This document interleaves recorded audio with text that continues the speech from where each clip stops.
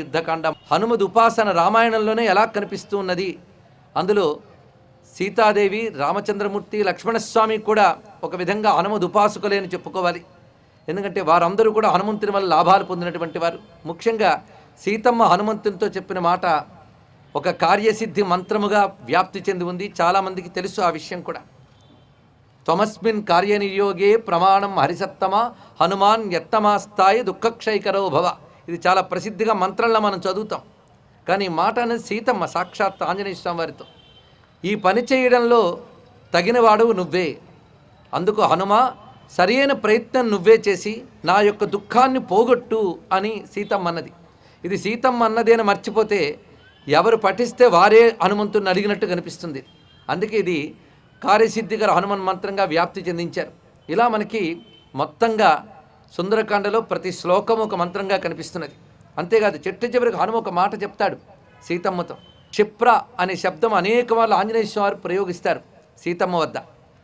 అతి తొందరలో నువ్వు రామచంద్రమూర్తిని చూస్తావు, అతి తొందరలో నేను వెళ్ళడం ఆలస్యం, రామచంద్రమూర్తి వస్తాడు అంటూ ప్రత్యేకంగా నివృత్త వనవాసంచ త్వయా సార్ధమరిందమం అంటే నివృత్త వనవాసం, వనవాసాన్ని పూర్తి చేసుకుని అరిందముడు అంటే శత్రునాశకుడైన రామచంద్రమూర్తి త్వయా సార్ధం నీతో కలిసి అభిషిక్తం అయోధ్యాయాం క్షిప్రం ద్రక్షసి రాఘవం. ఈ క్షిప్రం ద్రక్షసి రాఘవం ఇంచుమించు సుందరకాండలో చివరి మాట. కానీ అప్పటికే చాలా మార్లు చెప్తాడు, అనేక మార్లు ఆంజనేయ స్వామి. క్షిప్రమేష్యతి రాఘవ ఒకచోట, ఇంకో చోట క్షిప్రం ద్రక్షసి రాఘవం. ఈ క్షిప్ర అంటే అతి తొందరగా, శీఘ్రముగా రామచంద్రమూర్తిని, అభిషిక్తుడైన రామచంద్రమూర్తిని చూస్తాము అనే మాటలో చెప్పడంలో హనుమంతుడి యొక్క క్షిప్రానుగ్రహ లక్షణం మనకి కనబడుతున్నది. ఇక ఆంజనేయ మూర్తుల్లో పంచముఖాంజనేయ మూర్తిని ధ్యానం చేసుకుందాం. హనుమద్ ఉపాసనలో పంచముఖాంజనేయం విశేషంగా చెప్పబడుతూ ఉన్నది.